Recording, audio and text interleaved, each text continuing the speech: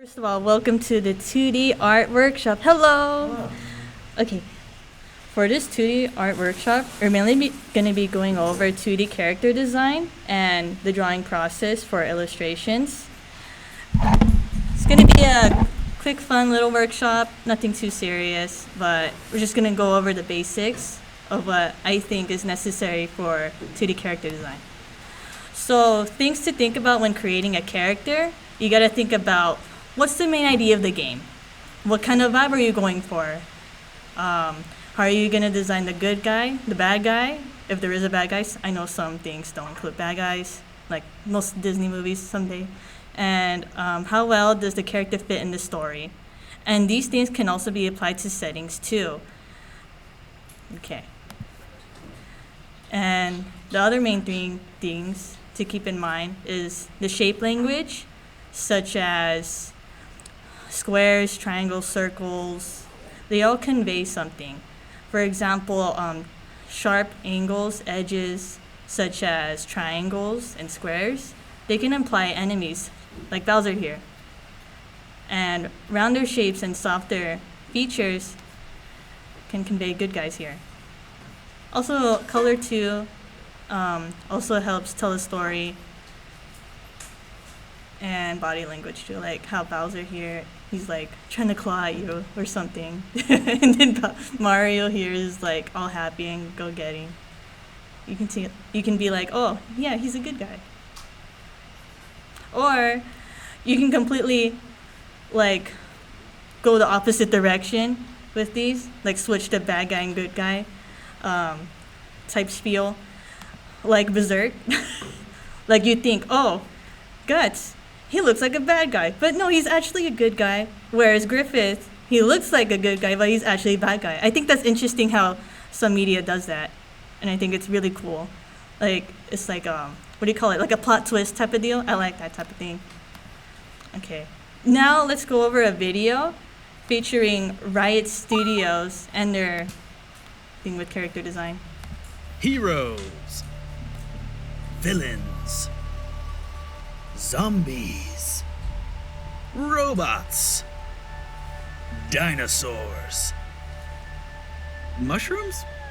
They're mushrooms, right? These are all examples of video game characters, and they're made by character artists. Yeah. A character artist's job involves sculpting, painting, studying anatomy. I mean, they could probably name all the millions of bones in a human body. What do you mean there's only 206? If any of this interests you, or if you just like the idea of putting a cool creature in a video game, then stay tuned. This video might be just for you. All right, let's roll.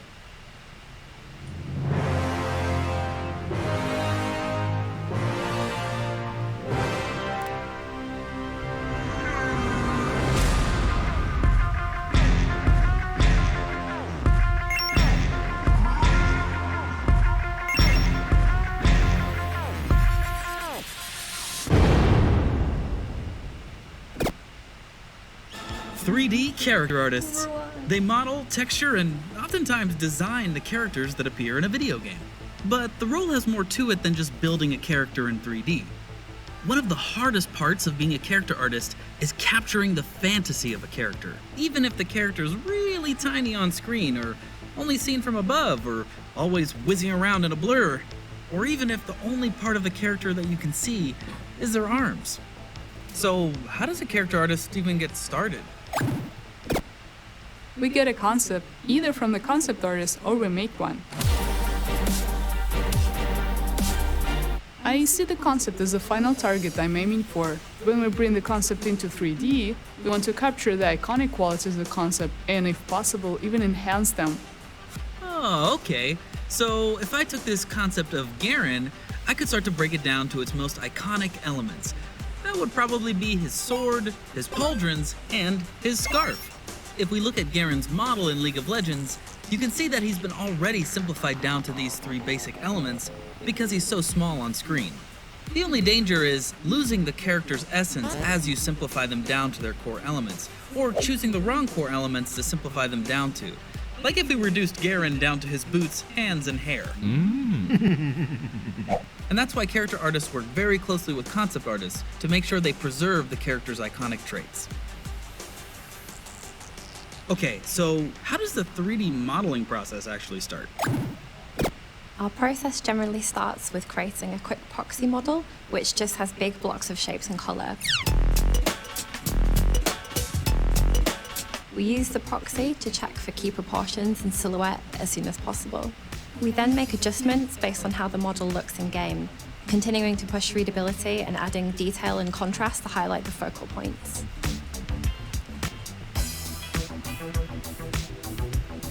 Oh, okay, so the proxy is kind of like a 3D model that you can change really fast so that you can nail down the big picture. But wait, before we go any further, what is a 3D model? Oh, wait, am I supposed to do this part? Okay, hold on. In most games, a 3D model is essentially a collection of points in 3D space called vertices. The vertices are connected to each other with line segments, forming polygons. These polygons form what is called a polygon mesh. And that's a 3D model. After the proxy model comes the high poly sculpt. This is where all the detail and polish comes into the model, and it's generally done using a digital sculpting platform, like ZBrush. Digital sculpting is a lot like sculpting with real clay, except super complicated. But don't worry, you can totally learn it, and this footage is sped up quite a bit. Let's see what sculpting looks like at normal speed.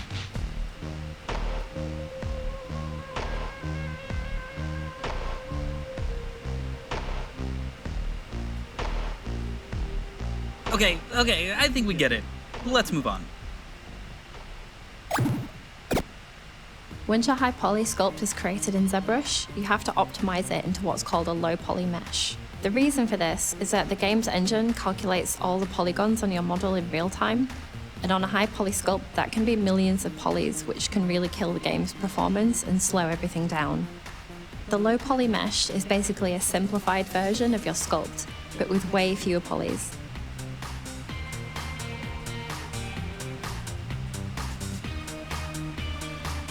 Wait. So we made a proxy model, which is a simplified version of the character, then a high poly sculpt, which is a highly detailed and polished version of the character, and now we're going back down to simplified again? Are we just gonna lose all those cool details? Oh no! Luckily, we can use something called a UV map and texture baking to preserve the details from the sculpt. Creating a UV map is called unwrapping the model. A UV map is basically an image of the model's surface area. It's like unfolding a cardboard box or peeling an orange and laying the skin out flat. The next step in the process is projecting the high poly details onto the low poly mesh. We call this texture baking, which gets us all those details without adding any polys.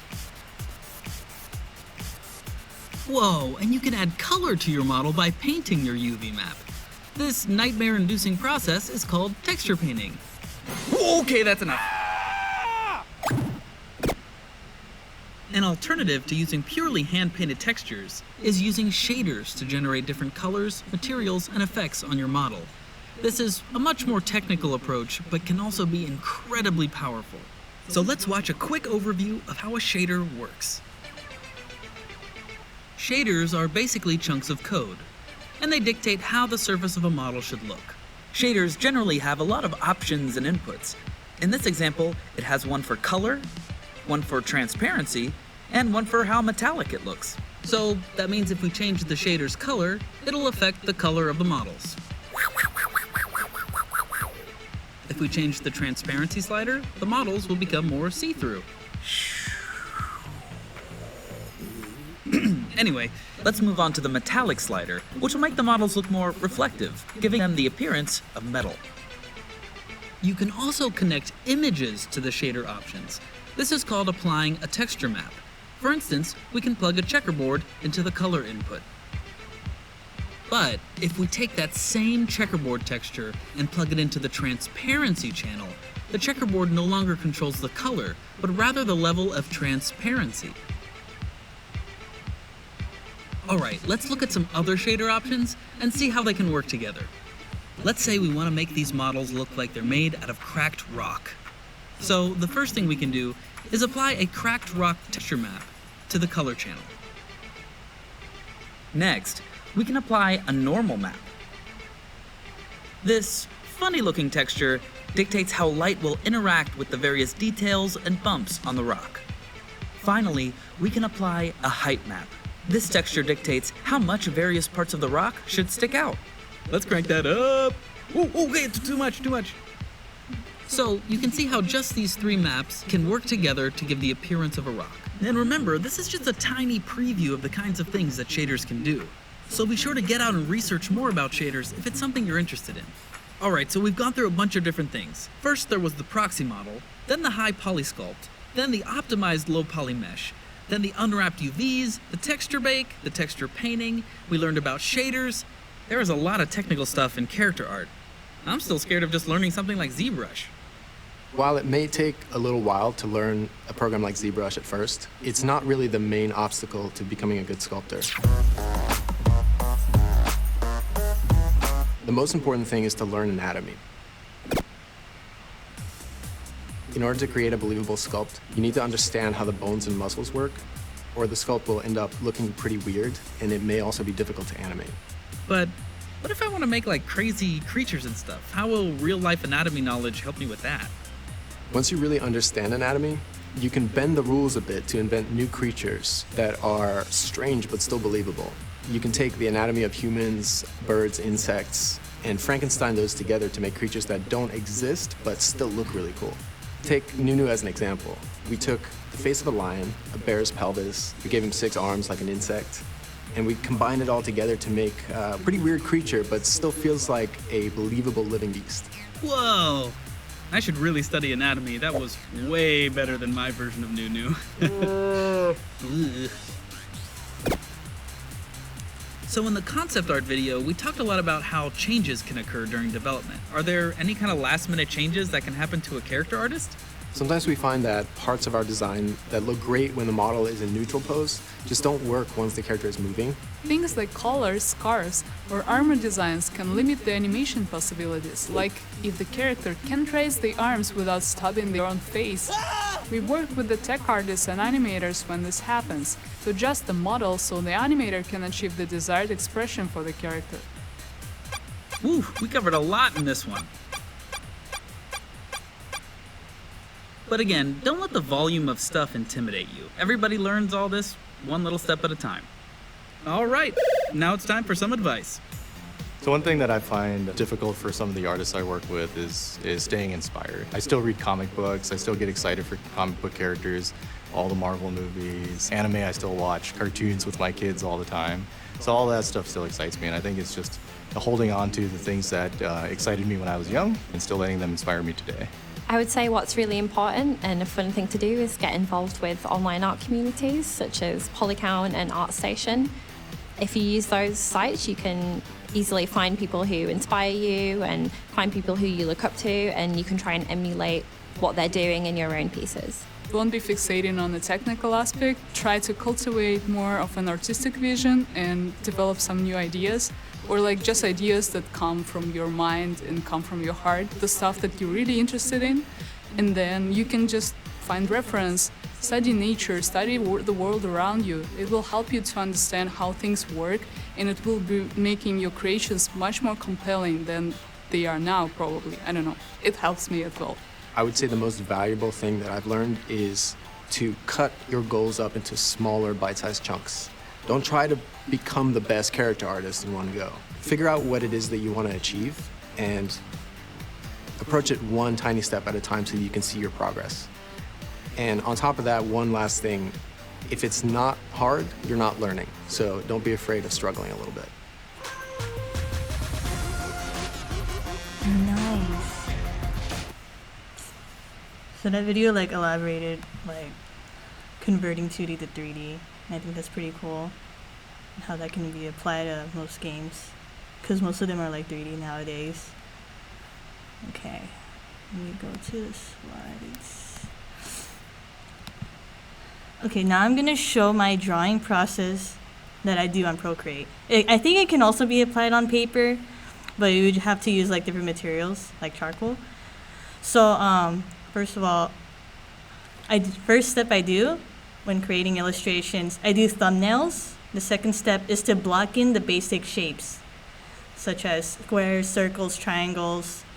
And then the third step is putting another layer on top of that, and then trying to define the sketch.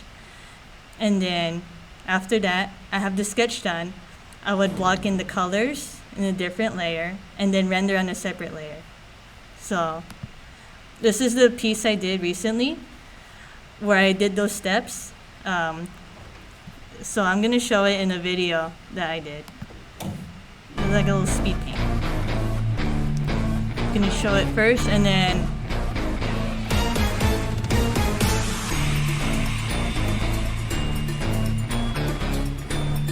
I wasn't too committed to that line art, that I eventually just wiped it off. So we did the colors.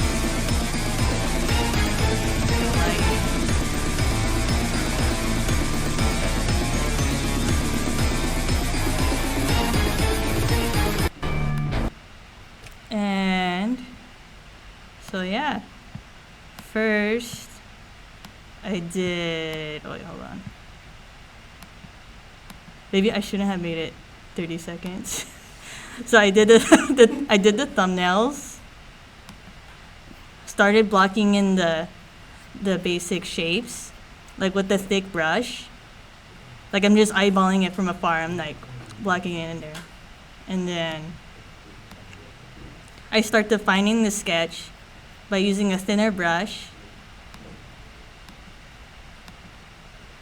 And then I try to be more defined by adding line art, but that didn't work out because I was like, that looks weird, and that's okay. So I instead blocked in the colors and then started defining it as I went on.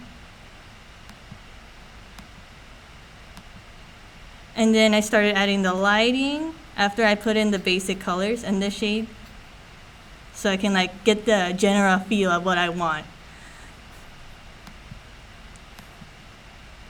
And then I started rendering and adding sharp edges to my shadows and light to make it pop and not muddy. So basically what I try to do here is like a little villainous wizard. This is my D&D OC, by the way. His name's Marty. He's chaotic, he's evil. I try to convey that in the background too by making it dark. And I try to like feature like his the best thing that he's good at, which is like doing magic. And yeah, I think that's like the general idea of how I do my illustrations. You guys have any questions or no?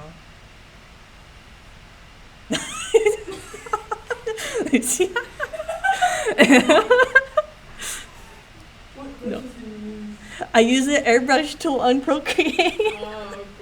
That's all I use. And then I would use like a painting brush. I forgot what it's called. It's like nickel roll. It's pretty cool for texture. I love it. Yeah. Any more questions or not? Y'all good? You take the Discord. Huh? Oh yeah. I forgot about that. You forgot Discord? I forgot Discord. Oh yeah, meeting Jen. Yay! Okay, cool. No questions. Okay.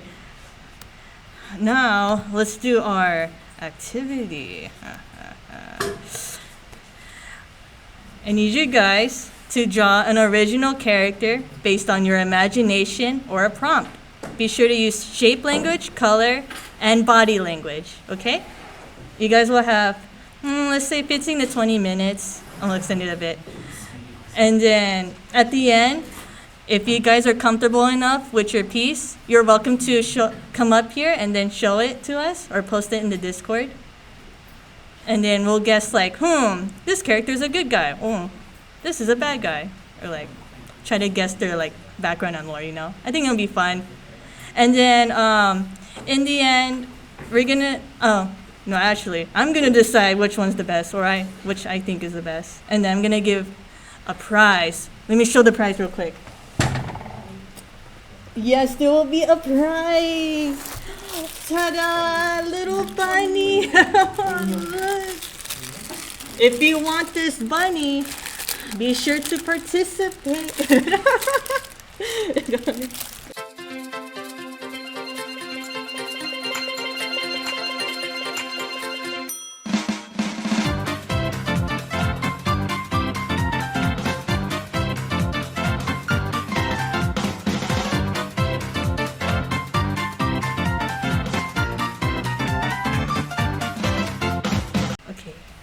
go over this one.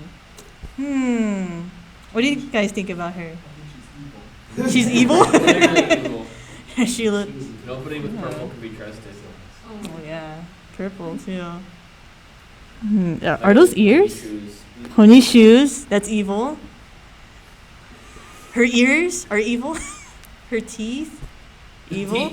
Wait, right? They're sharp, right? Oh no, I'm blind. No, that's like normal teeth. My bad, guys. Her hands are just balls of evil. Yeah, and they're spiky. Is that right? Is she evil? I don't think she's evil. I'm pretty sure we're all trolling. That's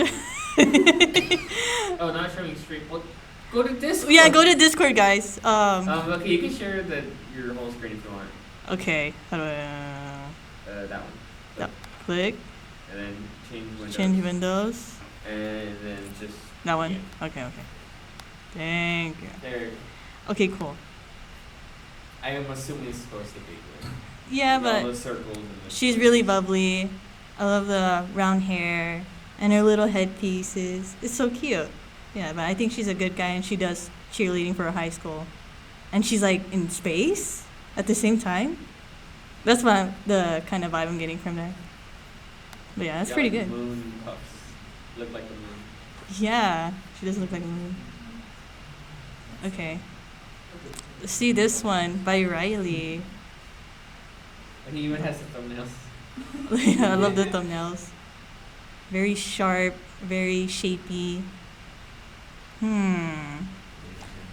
And he has sharp teeth and pointy ears. He looks like a bad guy and like a businessman type object bad guy. I It don't. looks like he steals tips. He steals tips. He does, and he's sleeping. I just realized With this. his eyes open while smoking a cigarette. Bro's on that Zaza. Yeah, he evil for sure because he's on that. All right, that's pretty good. Ooh, Mark's drawing. Are those happy faces on the shoes? Yeah. Nice. Okay. I see a lot of round shapes conveying good guy. However, the pose looks like he's ready to brawl. He's like a fighter or something. Like a wrestler. Like you take off the mask and like, ah. That's what I'm thinking. But the wrench in the hammer. You're wrenching. It's giving Power Ranger. Also because of the mask. That's cool. I wish I could see his face though. You'll see it later. You I'll wanna see jump it to my later. spoiler? Okay. Because I didn't. Hello? What? About 3 goblins who stole a pseudo. That is- Open in browser if you wanted to actually. Open see browser. it. Okay. Oh my gosh, the mustache! No. That's their mouth. Oh, that's the mouth. That was a must. Goblins. Oh no. Yeah, that's what I thought. I thought we were getting political here. Like, oh, you're so right. The little body. So wait, it's Hitler piloting his Mac. No. It's a Hitler pilgrim goblin. Yeah, it's a little angry goblin, not German. That mustache is like, It's not a mustache, it's his mouth. why is it a rectangle there? Where's his teeth? He's Oh, yeah. evil. He's a goblin. He doesn't have any teeth. Okay, you're right. He got that gummy mouth. That's so cool. I like the helmet though. The helmet was supposed to trick you. Yeah, it did. It did for sure. Let's Go look on, you at- skipped somebody. Oh yeah, my bad, guys. Okay, let's go over this one. Alessandro's. Oh my gosh, the kitty looks so sweet. He's wearing a poncho. Okay. Is he like begging for money or something? He's like, he's like, please give me money. He's like giving the big ol' Google eye. He needs money for his captain. Yeah, he needs catnip. I will give him catnip. Like that. At least not enough. Yeah, don't worry that. Yeah. Yeah. I don't know. He looks mysterious. Yeah, Like, I he's can't round tell but he's- angular too, right? Yeah. Like I can't tell if he's gonna rob me like he's trying to trick me, or if he's actually a genuine good guy, you know? Those high. Or high. I don't know about high. Maybe if you colored his eyes in with red, maybe I'll see that. Where were you trying to go for this one? Like evil or bad, or I mean good? Evil or good? Good shit. Good for sure. Ah, okay, yeah. He's so sweet. Give him catnip for sure. And this one, a cool dog, by Sporkinator. Oh my gosh, he's so groovy and rad. He cannot do any harm. I think he's a good guy. That's good. He's a good boy. My gosh, I love dogs. Okay. Let's go over Lucia's drawing. It's of a little creature. I think it's of the terrier species. I mean dog species, my bad. Getting all specific here. But I love the sweater. It's really cute. He's reading a book. It's a nerdy dog, huh? Does he have pants on? Pants? Because look at his tail. That's like the end of his pants. Look at his Pants? paws too. He has no pants on. Look at him. Oh my gosh. But it's consistent around the hair too. I think it's It's a its hat. fur pattern. It's a hat. It's all in Probably. disguise. It's a cat pretending to be a dog. It's a onesie. I could see that. It's wearing a onesie. It's a onesie. He onesie and a sweater. He was cold. Aw, little cute sweater. It's so cute. Yeah. It's a good girl, huh? Right? I see the lashes, right? Yeah. It's a girl. Yeah. She's so cute. And she's a nerd. I love that. Bunny goes to Alessandro. Yay! I'm surprised. Nice. Good job. Love that kitty. So cute. Gotta give him that catnip. If Well- people on the Discord would be rewarded by just looking at my actual thing. Yeah. Well, I think that's the end of the workshop. Thank you all for coming. And be sure to go to FragFest if you can.